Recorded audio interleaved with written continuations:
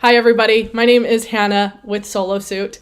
I am SoloSuit's marketing manager. I just got told that our audio wasn't working, so sorry about that. I will go ahead and restart. Again, my name is Hannah, and usually the SoloSuit's CEO is in charge of these weekly webinars that we hold every Wednesday. But this week, he is actually out of town at a conference where he is meeting with real debt collectors and learning ways to improve debt settlement rates, figuring out the best ways to negotiate with debt collectors to reach settlement agreements.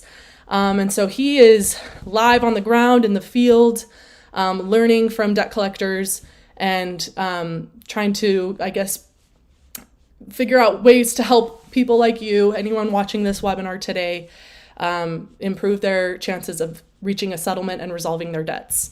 So with that being said, I just want to go ahead and show you guys a little bit around our website, solosuit.com. I'm going to go over some resources that we have on our site, and we have a live chat where you can submit your questions. So if you want to go ahead and start submitting those below, I'll get to as many as I can. We're going to go for about 30 minutes or until 6:30 Central. So yeah, go ahead and start submitting your questions right now, and I'll get to those when we get to that portion of this webinar. Before I get started, I just want to say that I am not an attorney. At SoloSuit, we are not attorneys. So we cannot give legal advice due to federal regulations. However, we want to provide people with legal resources and legal information that can help them get started on the track to settle their debts, resolve their debts, and just get them, like I said, pointed in the right direction. So with that being said, I'm going to go ahead and show you guys a little bit about what services we have at SoloSuit. Let's see.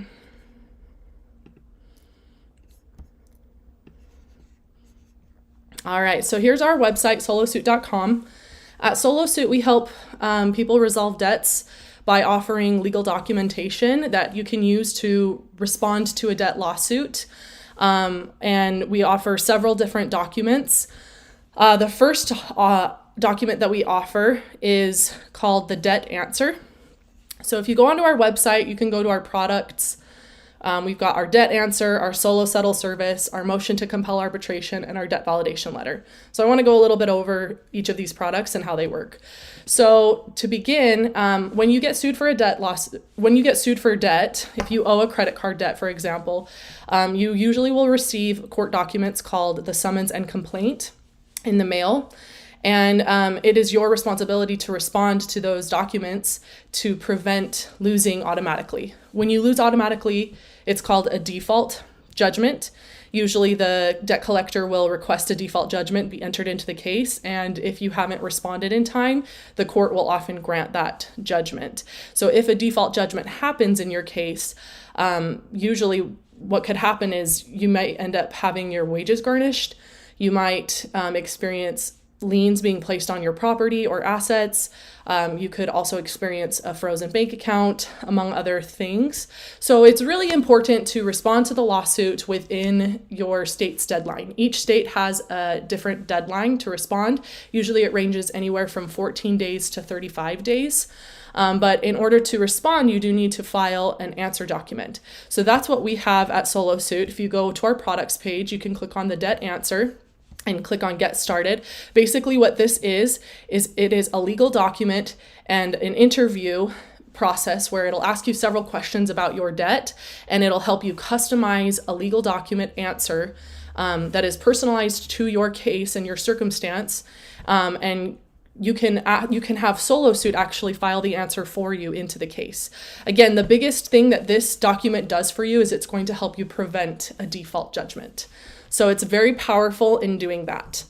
A couple other documents that we offer, we have the motion to compel arbitration. So if your credit card agreement has an arbitration clause in it, this could be a really powerful tool that you can use to force your lawsuit out of court and into an arbitration setting.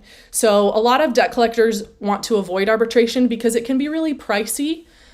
A lot of debt collectors out there actually purchase debts for pennies on the dollar. And so if they've purchased your debt and you ask them to go to arbitration, they might end up spending a lot more than maybe the debt is worth just to go to arbitration. So this is why this document can be really powerful in a debt lawsuit. Typically, it's best to respond with your answer document first, and then you can do research, figure out if your credit card agreement has an arbitration clause, and you can file a motion to compel arbitration. And if granted by the court, then the arbitration hearing will be set up. There's all sorts of ways that this could, I guess, unfold. You may go into arbitration with JAMS. It's a really popular arbitration company, or AAA arbitration. Either of these companies or organizations will basically hire a professional arbiter who will help you and the collection agency come to an agreement and settle the debt. So again, this is a really powerful document that you can use to push your case out of court. If you haven't been sued yet, but you've been contacted by debt collectors, if you're getting a lot of calls, maybe even some emails, sometimes they go as far as to even message you on social media. If that's where you're at, but you haven't received a lawsuit, then you might consider the debt validation letter. The debt validation letter will basically prevent debt collectors from continuing to contact you until they have validated your debt. And in order to validate your debt, they have to prove that they have the rights to collect on your debt. So if they've purchased your debt, they need to provide documentation that proves that they have the rights to collect. They have to prove that the debt is valid, meaning they have to prove that the amount they claim that you owe is valid and it's real, and they need to provide documentation to prove that as well. They need to also prove that you are the one responsible for the debt and that you are the one that should pay it. And there's several other things that they must do to validate a debt, but this is a good way to block debt collector calls before you get sued. And then lastly, we have a really great product or service called Solo Settle. Solo Settle is basically a software that you can use to send and receive settlement offers to law firms. So if a law firm has sued you over a debt, then you can use Solo Settle to send them an offer to settle the debt for less. Solo Settle is basically a really great way to save you money if you owe money to a law firm. Basically, it's just going to help you get that negotiation process started. So with that being said, I'm going to go ahead and take a look at our, let's see. Gonna go ahead and look at the questions that you guys are submitting and get started on responding to those.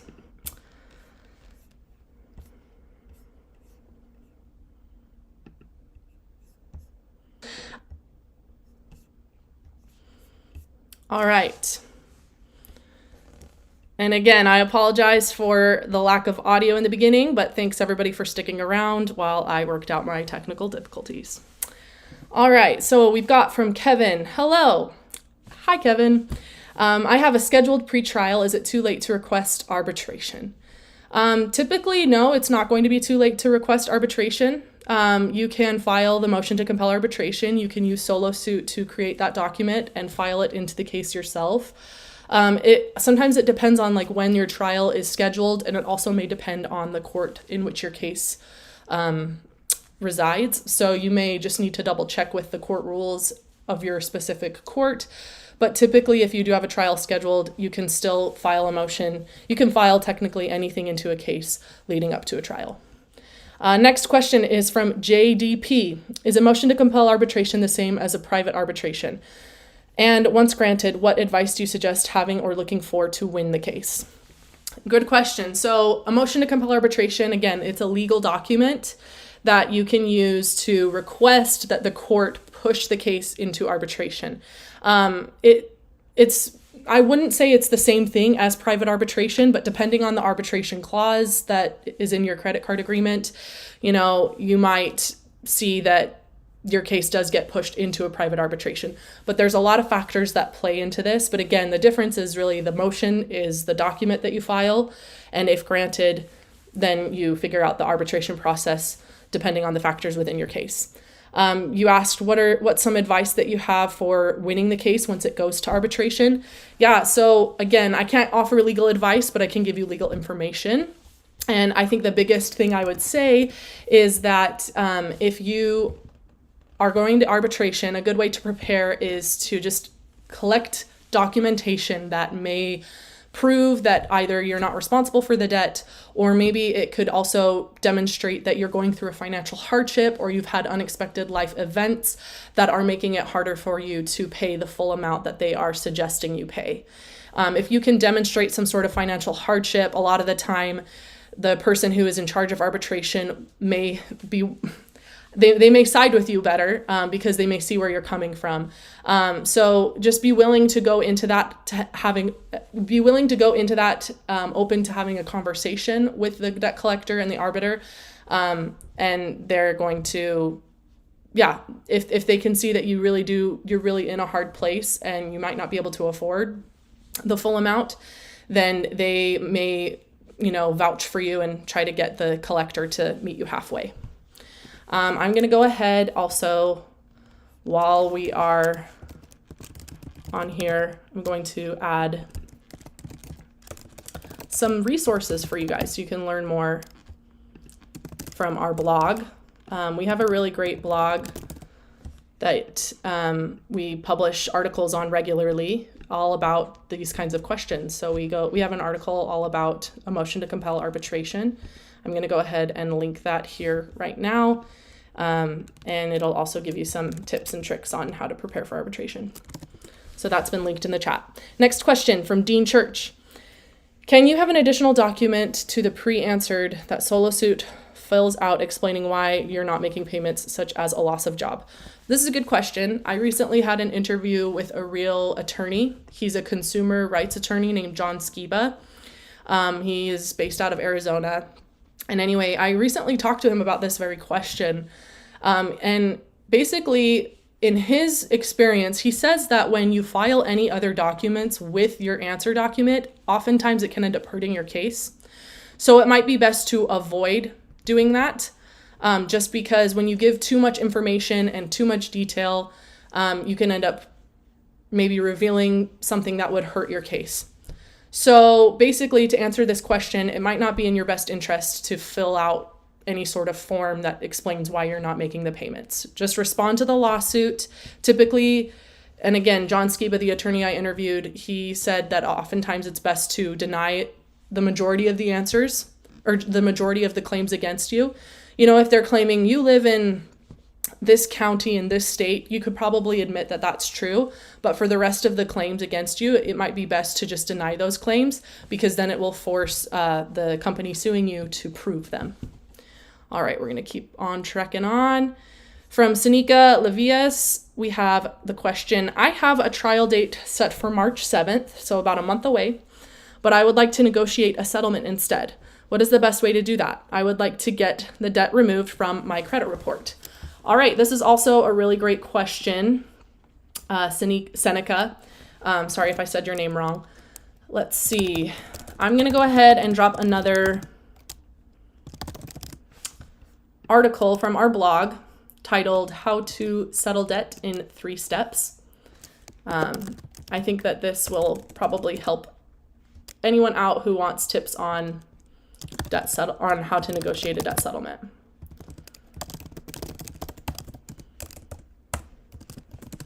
All right, I've dropped that in the chat.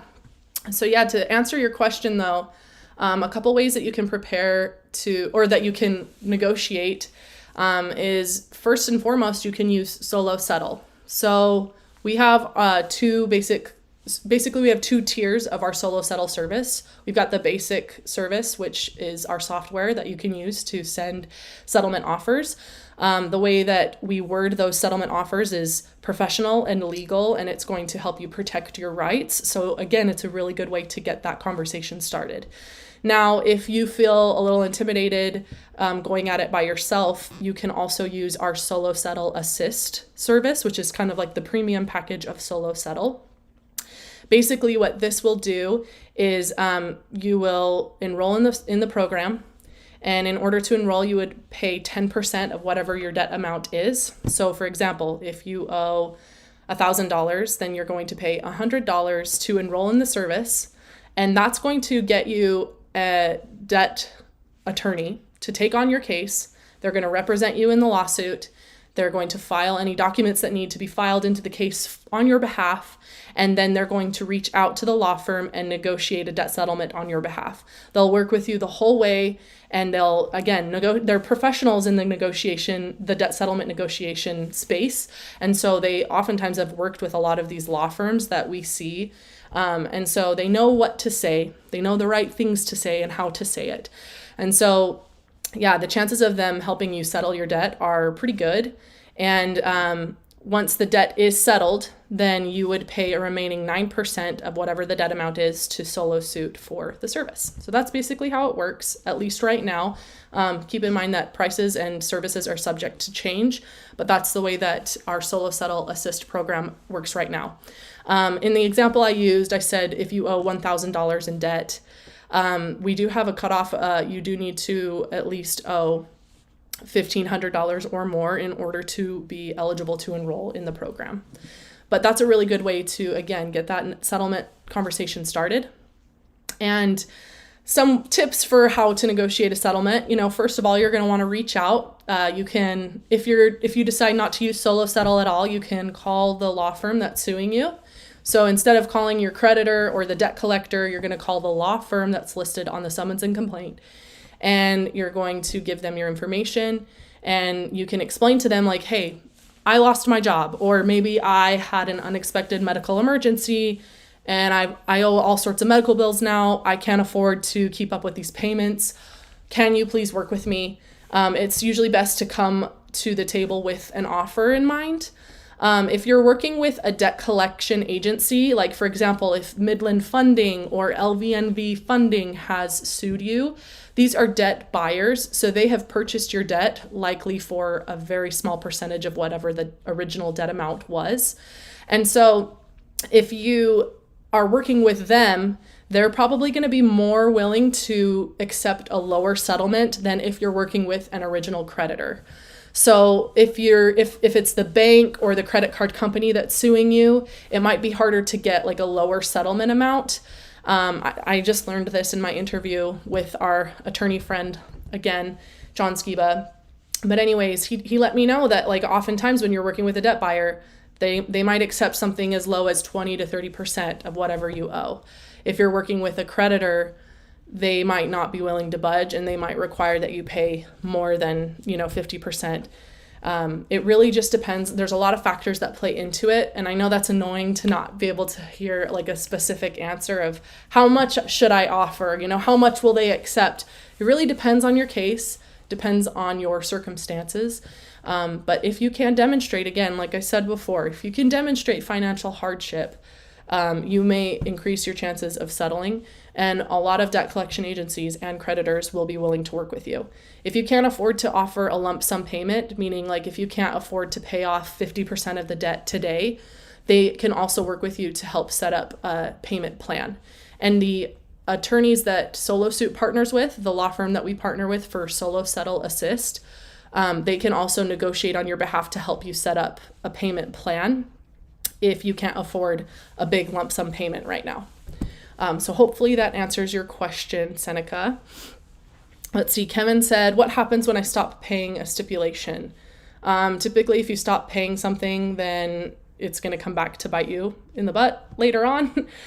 So, if you owe money to someone, or if you have been sued and you came to an agreement that said, I will pay this amount for this many months, and you don't uphold that agreement, oftentimes the collector or the creditor that was suing you originally will come back after you.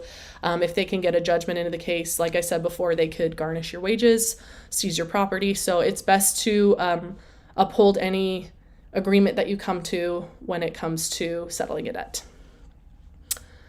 Karen White says, what's an example of an affirmative defense? This is a great question. Again, we have a source on that. I'm going to go ahead and link it.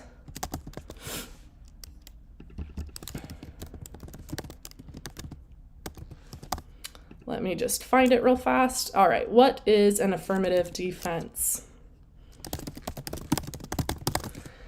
Boom, that's been linked in the chat. To answer your question, what is an example of an affirmative defense in a debt collection case? So one really great affirmative defense would be the statute of limitations.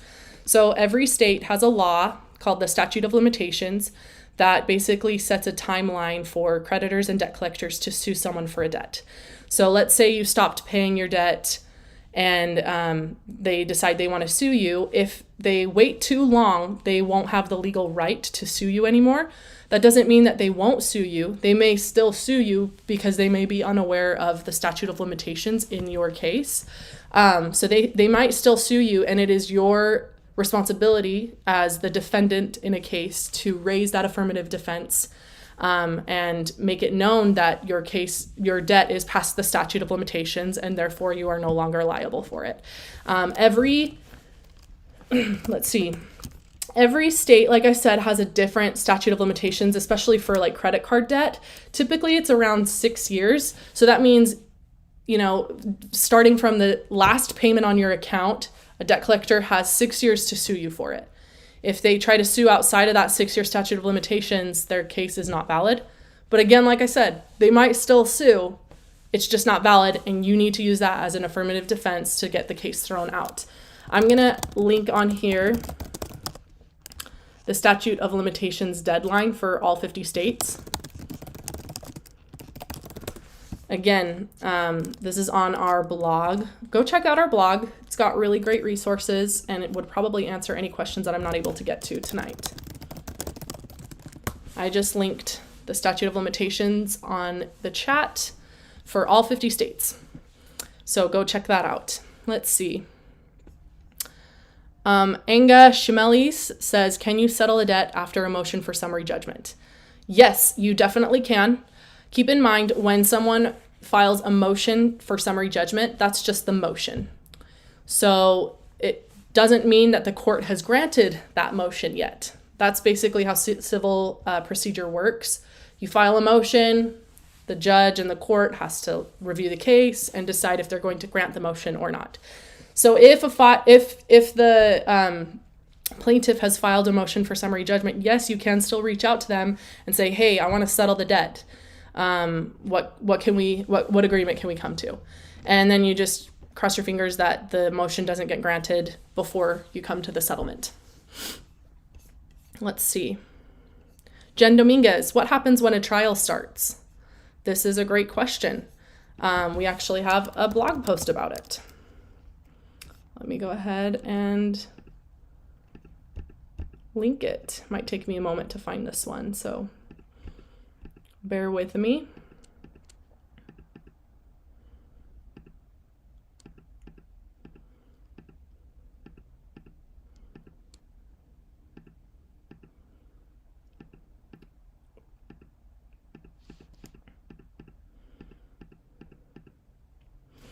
All right. I'm going to go ahead and link this. It's called Hearing versus Trial. It'll tell you a little bit about what to expect at both. And I'm also going to link to another YouTube video that we have where I interview a real solo suit customer who used solo suit to settle his debt. And he talks about what happened at his trial.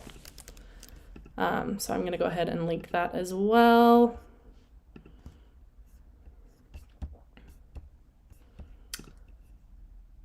Thanks everyone for your patience while I do that.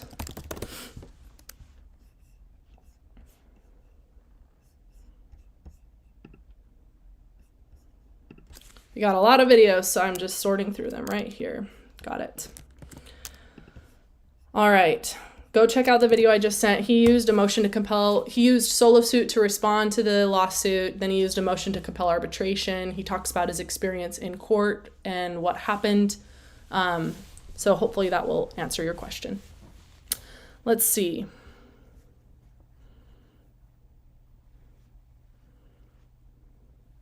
All right, Rue says, if the creditor requests an alternate service and it is granted, and then they take a year to post the notice on your door, can you win because the statute of limitations was passed? This is a good question, and quite honestly, I'm not 100% sure.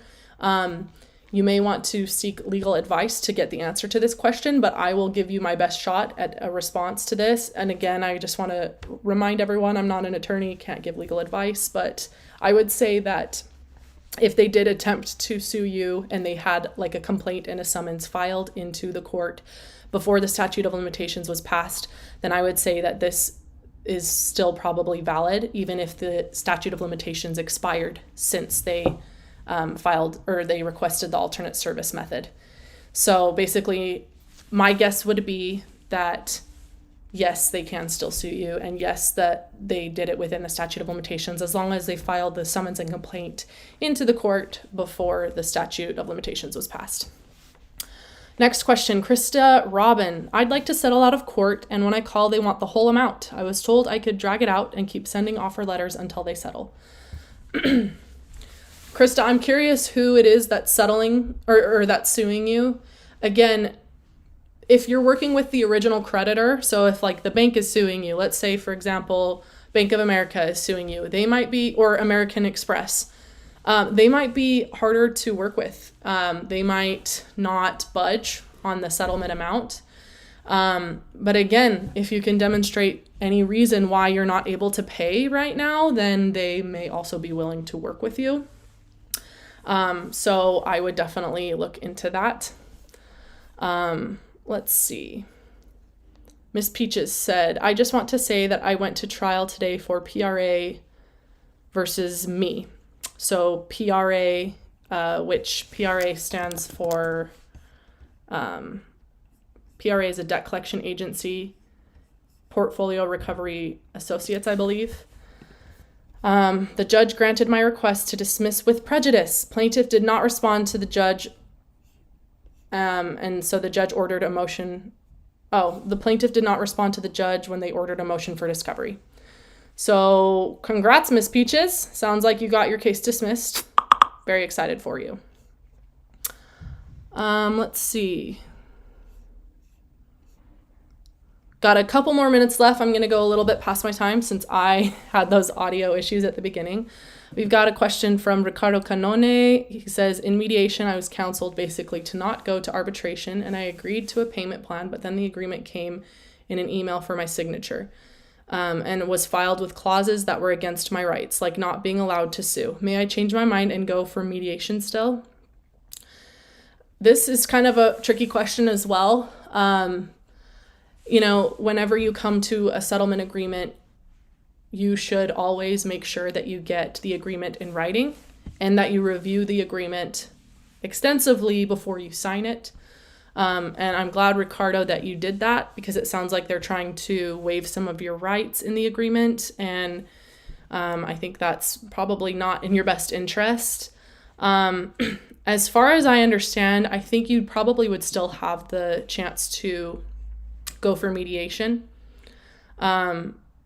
But, you could always reach out and just say, hey, why is this clause added into the agreement? I want it taken out before I sign, and just see what they have to say. Yaniel Baez says, can I just use my Chapter 7 certificate to remove the case instead of the debt answer? If you have filed for bankruptcy already, and you're being sued, I believe that your income would be protected if you have filed for bankruptcy. So even if they do get a judgment against you, if they try to garnish your wages, chances are they won't be able to if you have already filed for bankruptcy. That being said, it still might be in your best interest to respond to the lawsuit just to prevent a judgment, and force them to prove their claims. JDP says, say we don't have the information of the last payment made for the statute of limitations. Where can we find that info? Oh, this is a really good question. And honestly, it's probably going to vary depending on what the credit card company is that you used. But if you send a debt validation letter, or if you, again, respond with an answer where you deny the claims against you, it will force them to prove their claims. And if they cannot prove that the debt is within the statute of limitations, then the case may be thrown out. They may even file a motion to dismiss, and you could just walk away not having to worry about it. So again, filing that answer is a really good way to force them to prove things. And in your affirmative defenses, you could even list that the statute of limitations is passed. As far as checking to make sure that that's true, if there's some way where you can go online, maybe you have like a customer portal for your credit card where you can go on and check when your last payment was made. That might be a good way. But again, just forcing them to prove it is also a good way to get that information. Benjamin Gutierrez says, is offering 40% of a 5,000 debt viable? Short answer, yes, it is. And the lower you start, the better your chances are of like meeting somewhere in the middle. So you may start with like a 30% offer, right? The debt collector may come back and say, no, we're going to only take 90%. You might be able to say, well, I really can't do 90%. Would you maybe take 40%?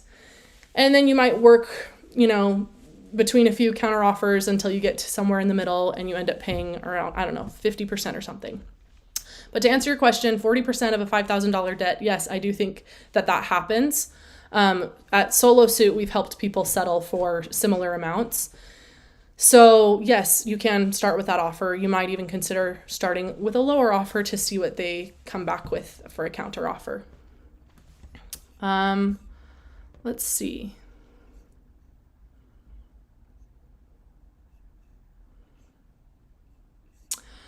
Got a couple more questions. I'm going to try to get through these quick. Melissa Hibbert says, I filed a motion to compel arbitration, but it was rejected because I did not schedule a date with the court. Can I file again? Really, you can file whatever you want into a case. So I believe you should be able to file that again. It sounds like you need to schedule a date with the court, so make sure that you do that so that it doesn't get rejected again. Kevin Bowe says, how bad is debt consolidation? Specifically, will that hurt my chances to get a job at a bank? This is a good question, Kevin. Debt consolidation is not bad. It's actually a good option to resolve debt, especially if you have multiple different debt accounts that you owe. So if you have multiple credit cards and they're all coming after you for debts, a consolidation will help you. It's basically you take out a loan that helps you pay off. It basically helps you. You know what? Actually, why don't I just point you guys to the resource that we have on debt consolidation, because it is said much better than I could do it.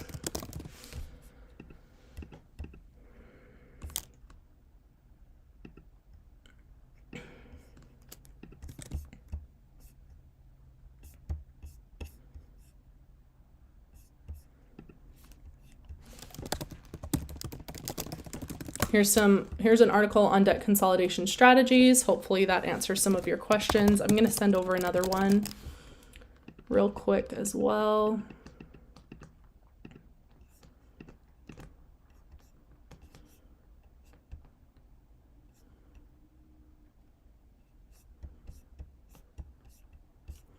This one is it smart to consolidate debt?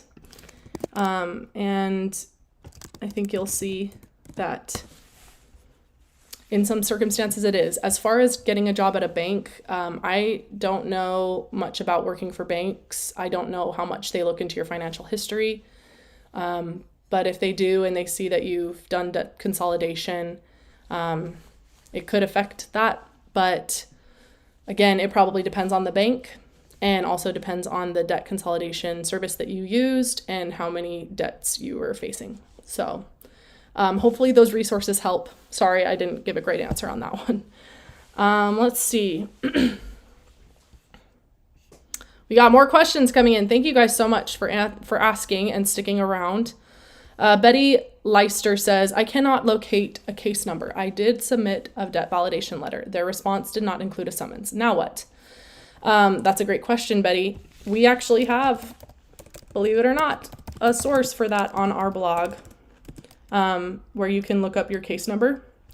So I'm going to go ahead and link that in the chat. Just give me 1 second. We actually have a guide for all 50 states on how to find your case status. So we've gone through the work to find tools online that each court has in each state that can help you find your case. You can check to see if you're being sued at all, and if you already know that you're being sued, you can go on there to check and see that they received your answer. You can check and see if they've filed any other documents into the case, if there's a hearing scheduled, whatever it may be. And Betty, I just added a link to a guide for all 50 states on how to check the status of your case. All right, everyone, I think I'm going to do one more question. Sorry I can't get to everyone tonight. But again, our blog has really great resources that can help you out. And we will also be having another webinar next Tuesday. Usually we have them on Wednesdays, but since next week is Valentine's Day on Wednesday, we're going to hold our webinar on Tuesday evening. And we are actually going to be joined by an attorney named Glenn. He is in Pennsylvania, and he works with consumer rights. So he does debt collection cases and debt settlement cases. And that would be a really great way for you to learn more and hopefully get answers to your questions. One more question I've got from C. He says, can debt be transferred from one third-party debt collector to another third-party debt collector? Yes, definitely. This happens often. Debt accounts, they call them debt portfolios. They can be transferred from the original creditor to a debt collection agency, to another debt collection agency, to a debt buyer, And so a lot of the times, by the time a lawsuit is actually filed, whoever it is that's filing the lawsuit might not have the necessary documentation they need to prove that they can collect on that particular debt because it's been transferred around so much. So again, this is why responding to the lawsuit is so powerful. And yeah, I hope that answers your question. Well, everybody, thank you so much for tuning in tonight. Sorry again for the technical difficulties at the beginning of the video, but thank you so much for sticking around. I hope I was able to answer some questions and give people some hope moving forward and tools to help you resolve your debt.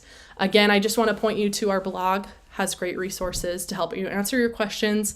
And check out our website, solosuit.com. It has lots of resources and documents that you can use to fight debt collectors in court, but not just to fight them, but to work with them and resolve your debts with them, and have it be a win-win situation. So thanks so much, everybody, for watching, and good luck resolving your debts. Remember,